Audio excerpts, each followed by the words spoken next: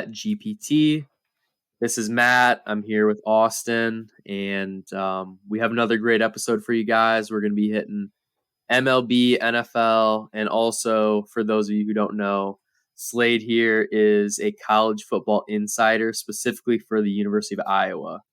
So, Austin, I mean, before we get into the Iowa news, tell us about your vacation real quick. How was that? Was it all right? Yeah, it was relaxing. I did not attend the Patriots preseason game, but I did watch some of it on TV.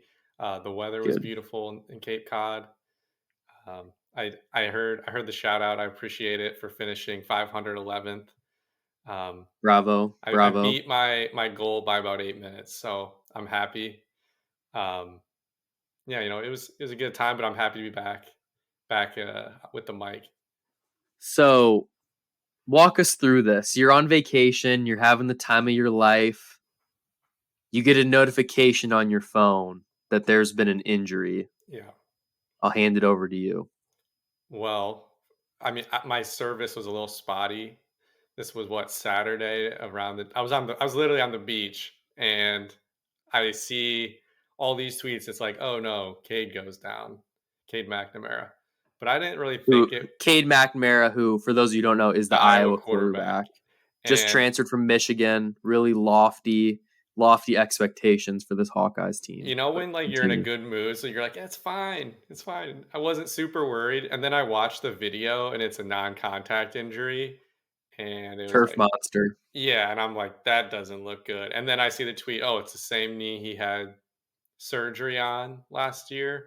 And I'm like, oh God. And then to make matters worse, the backup comes into the scrimmage or whatever and throws like 2 or 3 interceptions. So it just kind of hit me in that moment. Like, obviously losing Cade would be horrible and ruin the season. But on top of that, it was just like, I realized how dependent Iowa football is on a healthy, productive Cade McNamara in 2023. So I guess the question is, should we be panicking? Because 5 days ago on the 12th of August at 12:40 p.m., Elliot Clow from Twitter was interviewing Kirk Ferentz, the head coach, and he said, "I'm not alarmed right now." Should we be alarmed? Has anything changed in this past 5 days? What's the injury look like? What are you hearing from your sources? Just speculate a little bit. Speculate. They did an MRI last night, I believe, and there's some speculation of him on crutches. The rumor has been for a few days now from some credible sources on the beat that it was a quad strain, but Hackford and some of our boots on the ground have heard it could be a little more serious. We have nothing to confirm yet, but I don't feel great at the moment, and I am checking my phone constantly for an update. And when we get it, we'll tweet it out on every platform we can. Honcho has been working the phones, I'll tell you that. So it was said that it's a strain of the hamstring, or what is it? Official, like, that's nothing official has came out, but a strain is what the beat writers are speculating, or what they believe they've heard it is. He was up walking around, smiling, looking like he's in a good mood afterwards. But there is a rumor going around, and if you look on the message boards, you're going to see a lot of he tore the quad, which is essentially a season-ending injury versus a 3-4 week injury. So if he misses week 1 or week 2, it's not the end of the world. You'd love to have him back for the Iowa State game, and you don't want his first game back to be Penn State. Your one of your biggest games of the season. But right now, we're just wishful thinking, and I would give him my right leg if I could. Well said. Yeah, so looking at the Iowa football schedule, I know you and Hackford are next week hopefully going to plan on doing just a Iowa-specific pod, but they have Utah State out of the gate, then they play at Iowa State week 2, Western Michigan, and then that big game against number 7 Penn State at University Park in Penn State. So Yeah, hopefully it's a 2 or 3 week injury, but like from what you're hearing, if he is on crutches, that's not a good sign. It might not be a strain. It could be torn, which we Right. don't know. We're just speculating. That's not what we want. And hopefully we'll have there's the Big Ten network is doing they're doing their annual show where they go around all the campuses for practice. So we'll know tomorrow, which is Friday the 18th. I feel like Kirk will get asked, of course, and then obviously if he's not out there with the guys or if he's walking around on crutches, like we're gonna know something. So by the time you're listening to this, there may be some news out there. But yeah, Hack and I are going to dissect the Iowa offseason, the transfer portal, Cade predictions, look at the schedule, um, all of that fun stuff next week, hopefully. And I'm sure we'll have some pods throughout the season when big things happen. Yeah. I Okay. know it doesn't Yeah. So necessarily apply to like all of our fans, maybe don't care about the Hawks the way we do, but to a lot of our loyal listeners, that's the kind of content they enjoy. yeah, definitely. I am going to be out for the next week. It's my turn to go on vacation. I'll be going abroad, but what I do want to add on the Iowa season preview, this is just my one point, is Cooper DeJean is a first round caliber prospect. Phil Steele has him second team All American preseason, which is pretty impressive from a small town Iowa kid. If you're ever bored, go look at his high school highlights. It's like it's like on the same level as like Reggie Bush at USC. He's just like destroying kids, scoring. Yeah. I think he had the game winning uh, touchdown and he had an interception in like the state championship game or something crazy like that. He was like a Um, D1 caliber track and field guy, and he was like a D1 caliber basketball player. I mean, dunking on people. So he yeah, was just all around elite. yeah. So yeah, they can build the defense around him, but yeah, you guys will get into the specifics there. But prayers up for Cade McNamara. Um, And I really hope when we do the week 1 preview of Iowa Utah State, we're talking about Cade being on the field and Yeah, ready to because go. a little spoiler alert, I did bet over 8.5. I put like 2 or 3 times my normal bet on my bet size on the Iowa over. And for those of you who listen to the preview college football part 1, I did pound the Bama under. So I'm a man of my word. Um, I put my money where my mouth is on that.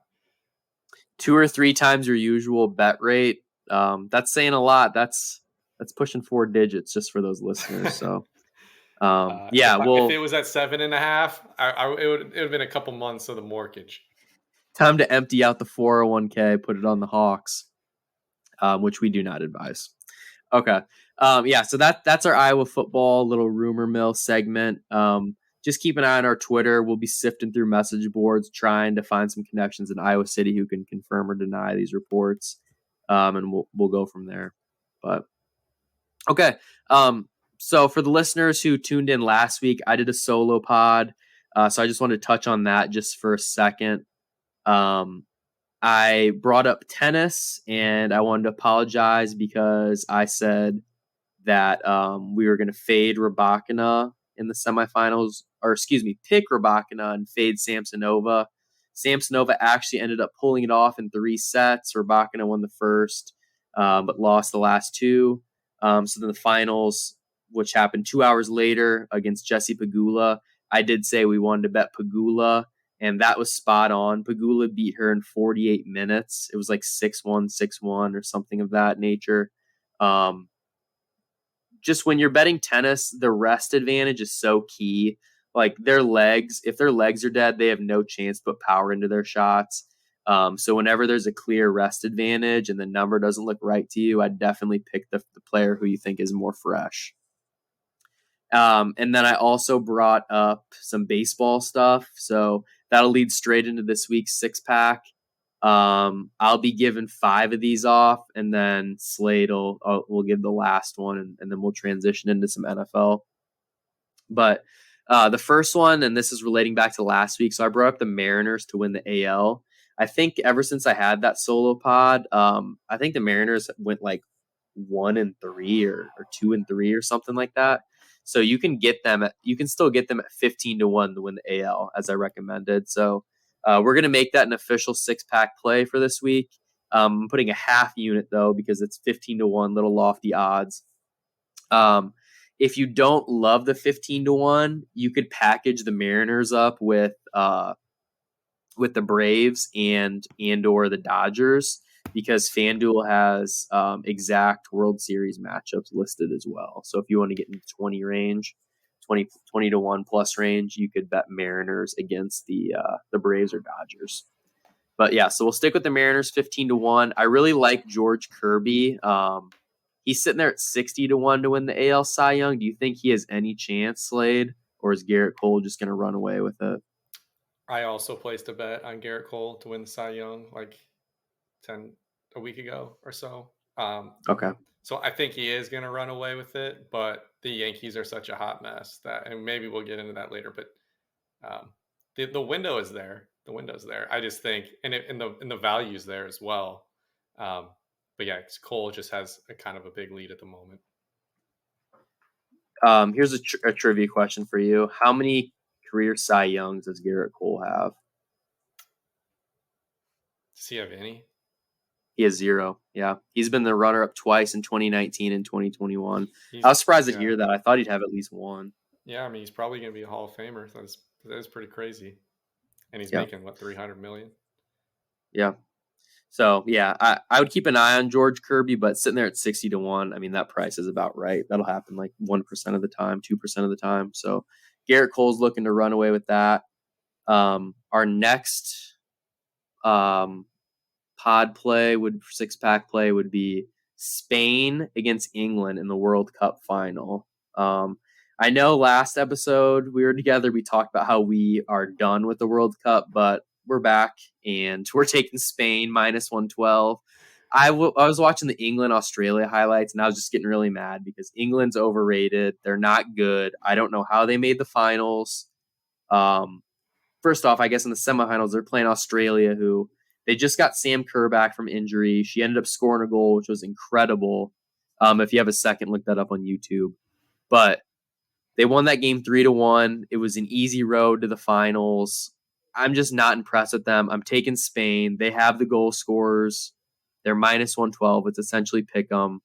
Wake up early Sunday morning, I guess it would be, and place a bet on Spain -112. Next up, we'll look at the Orioles to win the division. They're -265. This is just a straight up fade of the Rays. Yeah, their franchise is in shambles now. I know you said that this is your play. I want in on it. I want to share it because I totally agree. Obviously, I don't want to get into the whole Rays debacle, but I would be surprised if they don't win it. So I want to split custody of this bet. Yeah, I'll grant that to you. The in terms of the strength of schedule remaining, the Rays have the 9th hardest schedule. They have 4 games against the Orioles, 6 against the Blue Jays, 4 against the Mariners, 5 against the Red Sox, whereas the Orioles are sitting there at 24th toughest. So they still have 3 games against the A's and White Sox, Rockies, a couple games against the Nationals, and then arguably the worst team in the NL for years to come, the Cardinals. They got 3 easy wins there. So I think the Orioles are going to run away with it. Gunner's going to keep hitting the ball well. He's down to what, like -165-ish or something to win the AL Rookie of the Year. So we'll stick with that. But like I said, the fade of the Rays. Do you know how many pitchers have undergone Tommy John surgery for the Rays since 2020? Since 2020. Well, off the top of my head, there's Glass now. Is McClellan? Did he have it once? McClanahan just got it. Yeah. I thought he might have had it again. I thought it was twice. Maybe I'm thinking of someone else. Here's the list. Well, you're probably just confused because they target every single player who could has had issues with it in the past or is at risk of it. So they're getting all these good guys like on the down low, and then Is and it then they have something to deal they're with doing, or are they just targeting guys with a high risk? that's a good question. It maybe it is high risk, but also the question is, are they doing something? So look at this list. Since 2020, Tommy John injuries: Shane McClanahan, Tyler Glasnow, Jeffrey Springs, Drew Rasmussen, and Shane Baz. Shane Baz is who I was thinking Yeah. of. Do you think that list is a lot? Yeah, that's a ton. Hey, because I'm only halfway done. I just wanted Oh. little break in the middle. Brendan McKay, Jalen Beeks, Yanni Chirinos, Colin Poach, Andrew Kittledge, and Nick Anderson, who did not get Tommy John, but he did tear his UCL. Is that not insane? Dude, that's a systemic problem of some sort. There's no way that's just coincidence or like I mean they're doing something. Their pitching lab has been like touted for being great. They're taking these guys on, rookie deals and they're pitching really well. So it makes you wonder like is it just the fact that they love using like openers and going like max effort all the time and guys are like getting hurt because of it? I have no idea. I don't pay attention Yeah. to them very much, but that's hard to believe when like in comparison like the Cubs have like two or three guys that I can think of in the last couple of years with Tommy John, and none of them were like as big of like names as those. Yeah. So we'll just keep your eye on the Rays. And if I'm a free agent, I don't know. I don't know if I want to go there. Not like they'd pay a That's free agent.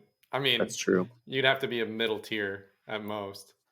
That's true. Or they try to snipe someone in the back half of their career. Like they had Kluber go 10-10 for them a couple of years ago. Sweet. Yeah. But okay. So yeah, that's what I want to get into the Rays. I don't even really want to bring up Wander Franco. I Yeah, mean, he's he's probably basically done. he's banished. I guess essentially to prison, probably. In another country, yeah. Innocent until proven guilty, but it is not looking good for Wander Franco. And I will be cutting him from my fantasy baseball team. So Yeah, he's probably not going to play the rest of the year or ever. yeah, But I was listening to this interview. Can't remember who it was, and he was talking about how everyone was like, "Oh, the A's have all this, or the Rays have all this success despite having like a low payroll." And they're like, "But part of the reason that they're successful is that they don't have to listen to fans. They don't have fans, so they don't like all of these big markets sign free agent contracts, knowing that there's like a 75% chance that that contract's going to be completely terrible for them in the long run."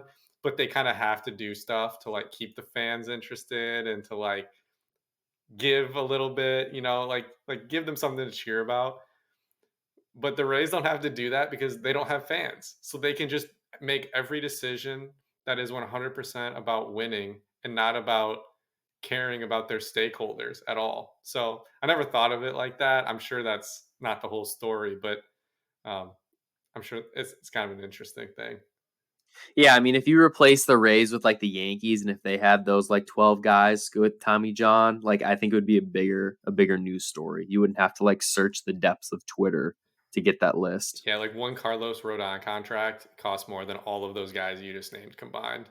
So, and he's basically in the same boat, but Yeah, which Carlos Rodon, I don't think he's won a game since we brought him up on that podcast a few weeks ago.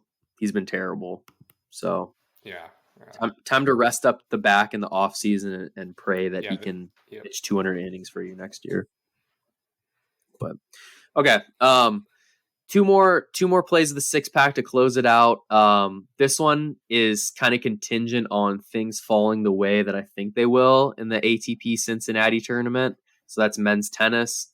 Novak Djokovic is playing in the United States for the first time in like 3 years, I believe it is, because he wasn't vaccinated, so he wasn't allowed in the U.S. But he's here now, and he's on a collision course with Carlos Alcaraz in the finals. If you hadn't seen it, they played each other in the Wimbledon final and the French Open final, and they split. So it's 1-1 on the year, and basically, if they get to the finals, I hate to be saying this because we are an anti-Djokovic podcast in terms of rooting for him, but we need to be putting our money on Djokovic. We need to bet with our heads and not our hearts. So if it is a Djokovic Alcaraz final, I don't even know who's going to be the favorite. I guess it depends how they look in their matches leading up to it. It's probably going to be close to a pick 'em. It's best out of 3 sets. I think Djokovic will beat him. But I also think it's because Alcaraz is looking to beat him in the U.S. Open final and defend his. He's the defending champion, so looking to defend the crown there. I don't think Alcaraz is going to fire all his bullets. I think it's going to be close to the vest, kind of how he wants to actually play him in the U.S. Open. So he's just going to probably just try to hit it hard, put some pressure on Djokovic. And as long as Djokovic can continue to be a brick wall like he's been this year, just get everything back, I think it will be enough for him to win. So if they get to the finals, we're taking Djokovic. Don't care what the price is, just lay it. And hopefully it is plus money. That'd be nice. And then the last play, NFL. Slade, what you got for the hometown team? We're recording this on Thursday. As a Charlottean, I follow the Panthers a little bit closer than some other NFL teams. I am laying the under tomorrow night, so Friday night, the 18th, Panthers Giants. It's at 39.5. When compared to some of the other preseason lines, it's a little bit higher. Most are in that like 35 to 40, low 40s range. If you did watch the Panthers' first preseason game, one, I'm sorry, that had to be terrible. And two, they scored 0 points. They lost 27-0 to the Jets. And so their opponent is the Giants. The Giants scored 16 points last week, and there's already reports that a lot of their starters, like Daniel Jones and Saquon, like those guys aren't going to play very much, which is understandable and probably built into the price a little bit, but still, I don't think you're going to see a ton of great offensive football. So I am laying just a normal unit size on the Panthers Giants under. This podcast loves betting preseason unders. It's something we've been consistent with, and the data has backed us up over the years. But the only time we don't love preseason unders are when we do the 10-point teaser. Yeah. We tease down the total. So I talked about how last year's week 1 went undefeated. And I suggested just to play as many 10-point teasers as you could if you had them available to you. I only played one. I picked the 3 lowest totals. I teased 3 games down to so they were over 24.5. I think even the Rams Chargers games, I teased it down to over 22.5, which is there's going to be 22 points in a game. So all games went over their tease down totals other than the Dolphins game. So that left, if you put together all the permutations or combinations of the teasers, last week, 3-team teasers, it went 450 and 105. So that's hitting at an 80% clip. So if you listen to us, there was an 80% chance that you picked a winner. So you're welcome.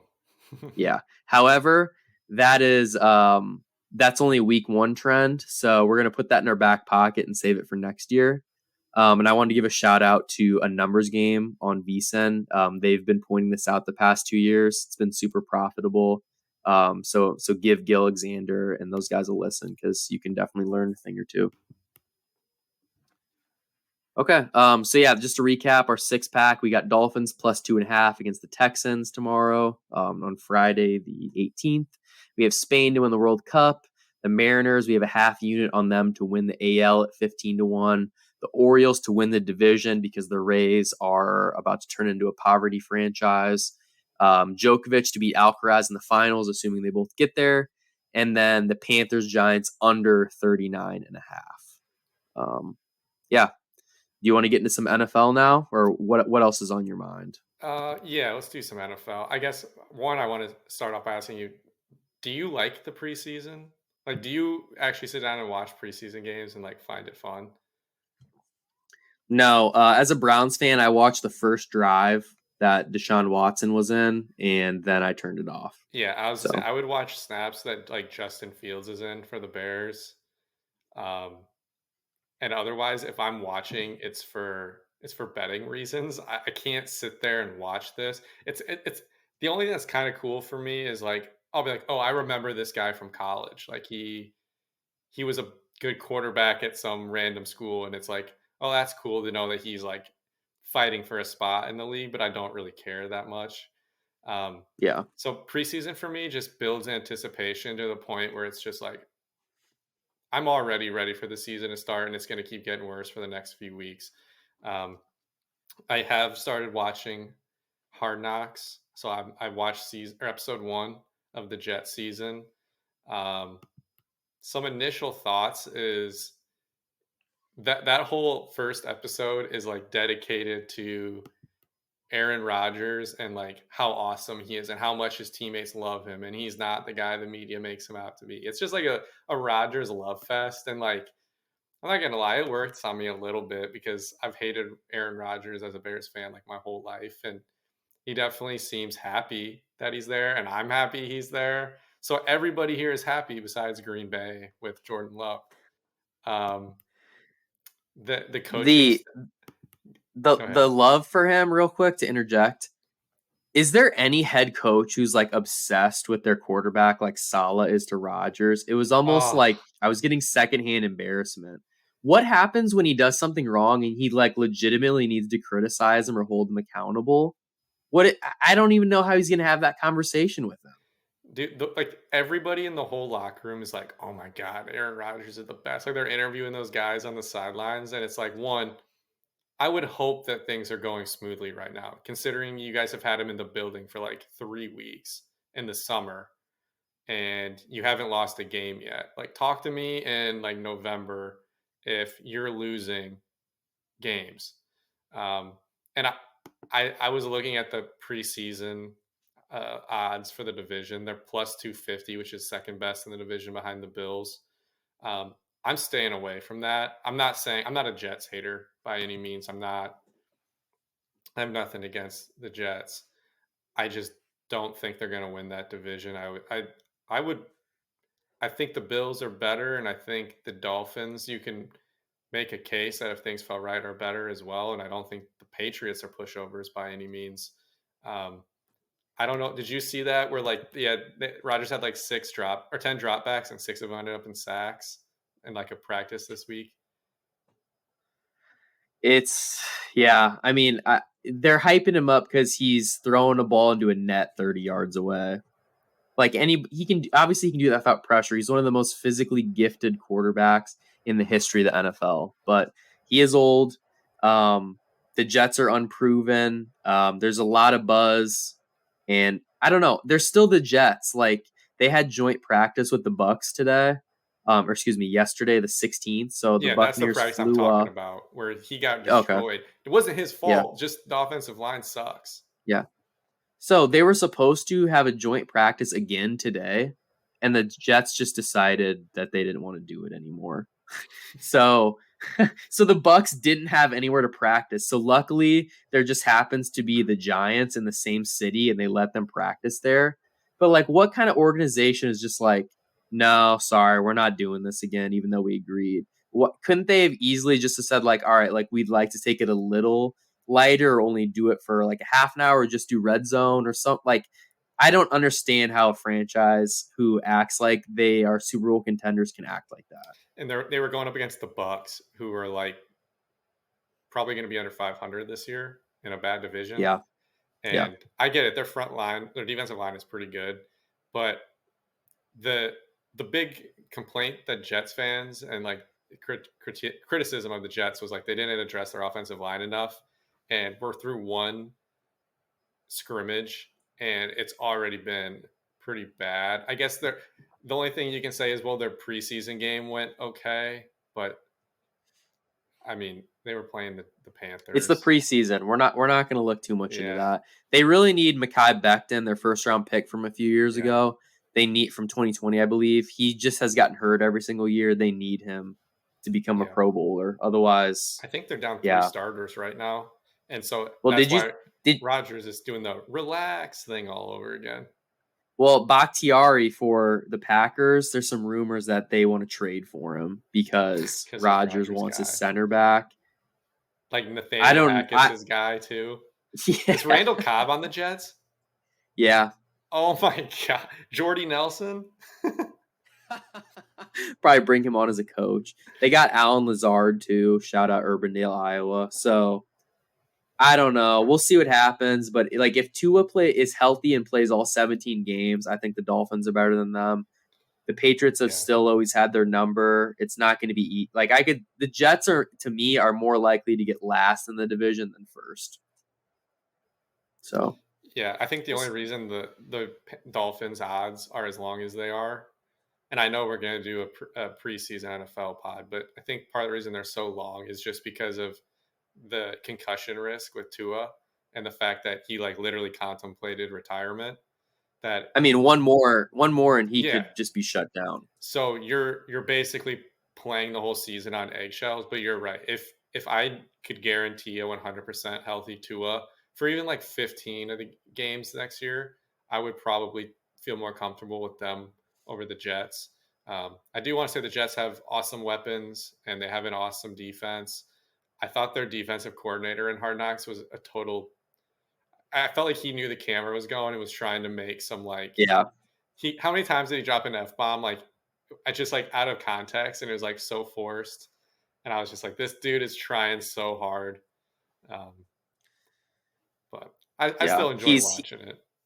Yeah. They got Dalvin Cook too. So the Patriots signed Ezekiel Elliott, and right after the Jets got Dalvin Cook. So the running back market's getting cleaned up. Taylor for the Colts has left practice again. Jonathan Taylor. I don't know. I don't. I guess I don't even really care. I don't even want to talk about that. I don't care about Jonathan Taylor. No. The Were you Colts aren't going to be good surprised? this year. Yeah, Were the you Colts surprised aren't they going to be good started this year. Anthony Richardson? As are you Yeah, surprised I Anthony was just Richardson going to is a say. starter? Okay. I was just going to say this year's just about Anthony Richardson like playing. So I'm glad they're starting him. Um, just try to obviously like take advantage of just like his raw athleticism, but make sure he has a clean pocket.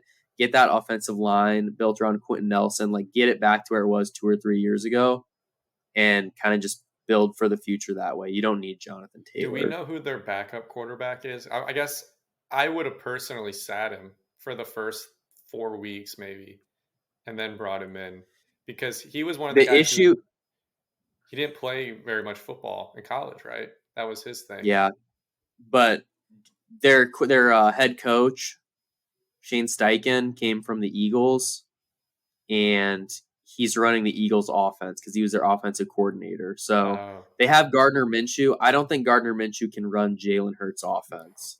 so So basically, they what you're need saying they is need fade Richardson. Jalen Hurts this year because he lost his OC. They lost their DC too. They lost that clown Gannon. Who have you seen his interviews in I Arizona? He th- seems like a character. yeah. Um, so yeah, I don't know. We'll get into this more with the NFL preview, but there's definitely like when you're looking at like coordinators leaving, it's a pretty big deal. Or a coordinator coming in who you have no faith in. Mhm. It can go a long way. Yeah, I guess I'm not super big on starting a rookie quarterback right away unless there's someone who is a little bit older and has played a lot of college football. Like I'm not a Baker guy. I was day one not a Baker guy, but him starting day one made sense to me. And like the other one is like Joe Burrow. He was like 23, 24 by the time he made the league. Like from my understanding, Anthony Richardson was somebody who was really raw going through the draft, and like that was the big knock on him was a lack of experience, still learning, how to be a quarterback and like protections and everything. But physically, he's a god. So He I thought did. they'd give him more He time. did. Hey, he did do a backflip at pro day, so he's ready to be an NFL starting QB. You're right. Yeah. Whenever I hear a quarterback didn't play very much in college, but it's like based off potential, I just get Mitchell Trubisky PTSD. So maybe I'm being a little biased, but that just makes me Are you nervous. are you talking about the QB who won Mr. Ohio for football and Ohio State didn't even offer him a scholarship? Yeah, I'm talking about the MVP. Yeah. We I we love Mitch Trubisky. We He's a do. good guy. Him and Shout out him and Hillary. Hillary. Yeah, I Yeah. will say Yeah. if I were a GM, I'm drafting. One thing I'm looking for is I want a guy who started 2 years in college. So nothing against Anthony Richardson. I think he'll be fine. That's something I would want to see because it's hard as like if you went off only 1 year of tape, like Sam Howell at UNC would have been like a number one pick at one point. Like Yeah. these guys can kind of show who they are. The more they play, the more chance they have of getting exposed. And we see it all the time. These guys come in going from like their junior to their senior year, their second year to their third year, and they suddenly you're like, whoa, that guy's not who we thought he was going to be. Jake Fromm's Yeah. another one. Um, so I want to see him play more football, but I understood that he's like a one percenter when it comes to like physical gifts. Yeah. Yeah. Okay. Let's get into some MLB. Crazy Cubs game last night. Walk us through it. What happened? Basically, the Cubs were down 3-0. They got shut out. They had runners on base all night, couldn't get the big hit, and then uh, eighth or yeah, top of the ninth inning, they're down 3-0, and the new reliever they just picked up walks the bases loaded.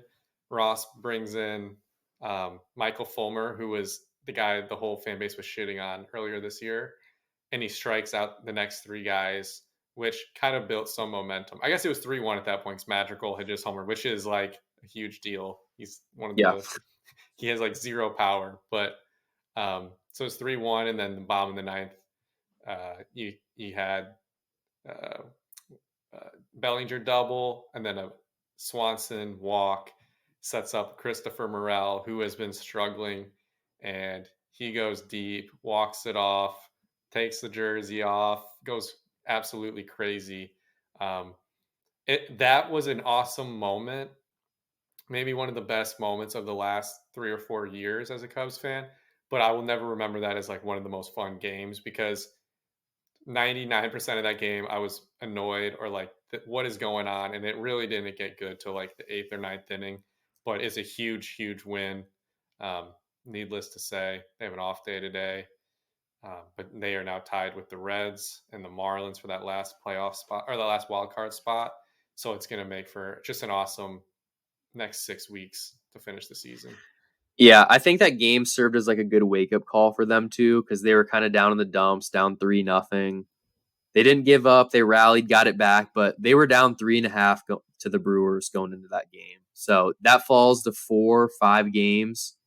You're in big trouble. We have a fourth of the season left. We just hit the quarter pole, so Yep. a lot can change. But you don't want to get that down to 5 games. You got to Yeah. keep it within two. Luckily, the Dodgers are hot right now, and they at the beginning of the year, I feel like I was down. A lot of people were down on them, but they've really pulled it together the last couple months, and they've been helping the Cubs out a lot lately. I think they beat the Brewers a couple times and play them tonight, so we're rooting for a sweep. It's always nice when you can make up ground when you're on an off day. Um, Yeah, we were a couple podcasts ago. We were talking about, or at least I said I was surprised the Dodgers were only up like 4 games on the Giants because normally around this time they're up 10 games or so. Um, Basically, right on cue, they've won. I think it's 15 of their last 16.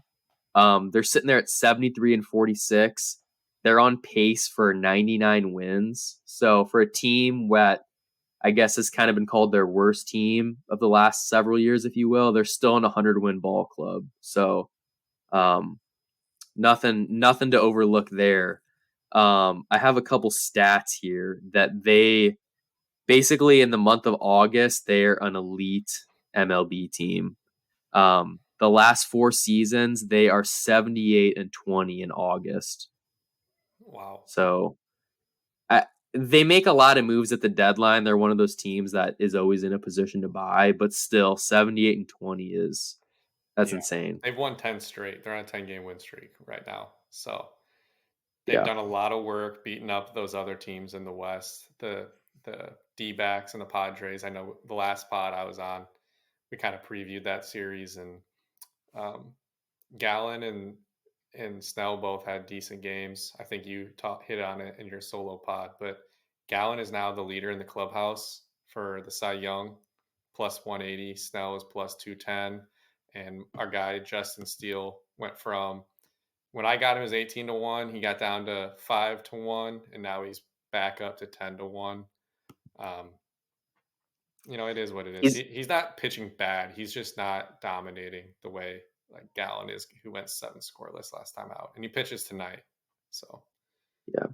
It's hard because Steele like isn't one of those guys like Strider who's gonna go like 7 innings and he can have like 14 strikeouts. Like he's gonna get you 7 or 8. He's gonna get the job done. He's probably, I wouldn't be surprised if he finishes with like the second lowest ERA in the NL. His just strikeout numbers aren't gonna be as high as the other guys yeah, yet.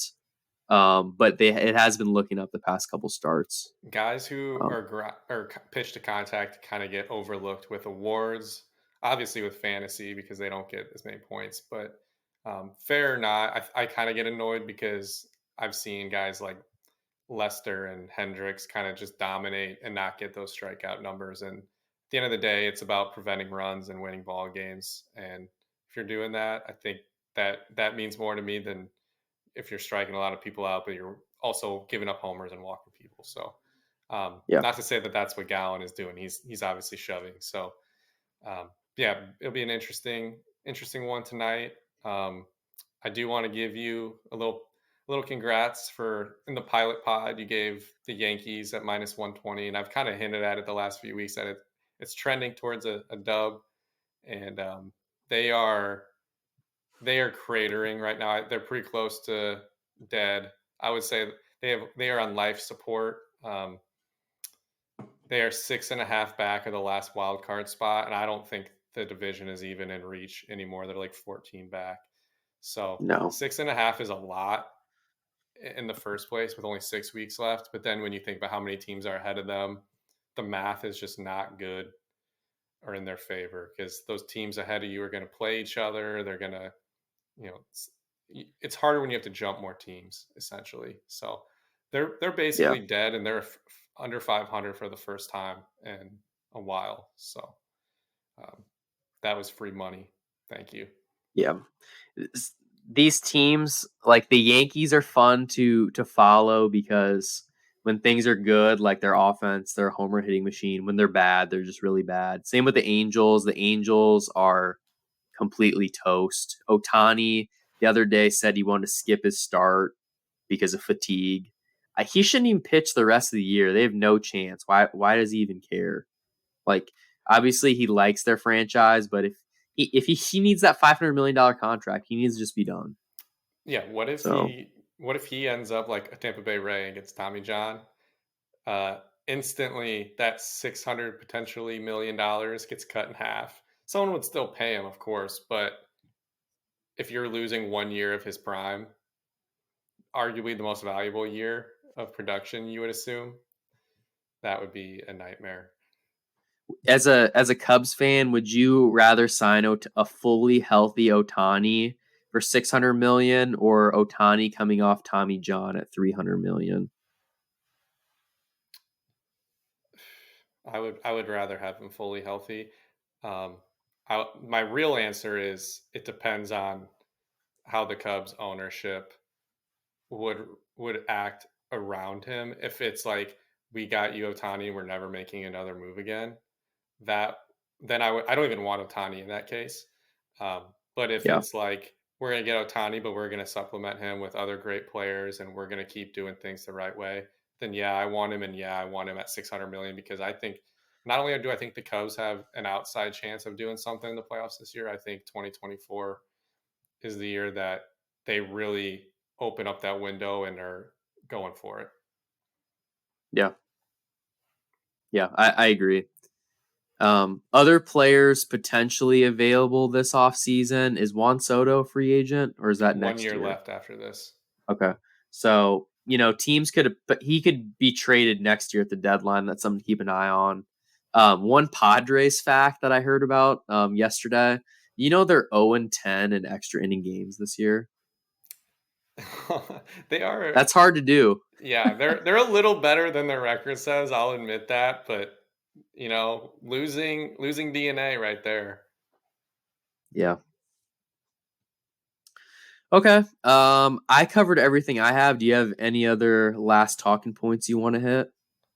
Um, no. Have you given a shout out to the 3 points pod yet? No, I haven't. Thank you for bringing that up. So, as we close this out, the 3 Points podcast available on Apple and Spotify. Our friends Nicholas Bear, Brady Ellingson, and Charlie Rose. They break down English Premier League, and they're also going to be talking some hoops this upcoming season. So feel free to give them a subscription or follow their show. Give them 5 stars after you listen if you like it. We'll be doing some collaborations with them. Actually, starting next week, as I mentioned last podcast, Charlie Rose will be joining me for a U.S. Open preview. The tennis draw drops on the 25th. So either that Friday night, Saturday, or Sunday, just sometime next weekend, we'll be breaking down the draw. And looking forward to that. And then those other 2 guys, Nicholas and Brady, I'm sure we'll have them on for football or maybe just some EPL plays here and there. So, okay. Well, Austin, thank you for joining. Good luck with your solo pod, or you and Hackford doing the pod. I will be in Fiji if you need me. I'll be on island time, which is actually about 12 hours ahead of the East Coast. So Awesome. Not sure how we're going to be able to communicate, but we'll figure it out. Well, I'm glad you're knocking this out before the season starts. We're both done with vacationing and taking breaks from the pod for a while. We are fully committed to you guys. This is our last little chance to clear our head before it's time to start making some money and talking some balls. So, all right, have fun, buddy. Yeah, I'll be on a 10-hour flight tonight, and I'll be grinding out some research for the listeners. So, make sure so to winning spend plays some time will be with your coming. wife. Okay, I don't want you getting in the doghouse all season. Take good care of her this week. If I just get here a couple glasses of wine, I can put up the divider and I can just get to work and do the research. So slip her a melatonin. She can take a nap. It's going to be amazing when we get her on the pod as a guest someday. That'll be the day. When they're doing a documentary about the creation of our pod and the journey, she'll be like, I just thought these guys were being idiots, and here we are. You thought wrong. I never believed in them, but here we go. Also, for the listeners watching, I have these Bet GPT QR codes. I'm going to be taking these to Fiji and sticking these stickers up on posts, giving them to the locals. This podcast is going worldwide. So we really appreciate you guys being the first few dozen listeners of the show. We're looking forward to having it grow. Just please continue to give us 5 stars, subscribe, tell your friends, and tune into the YouTube stream too. We got subtitles on there, so if you can't listen to the sound for whatever reason, you can at least throw that on and watch us. So, yeah, we really appreciate it. We hope you guys have a good weekend, and we'll catch you guys next time. Thanks.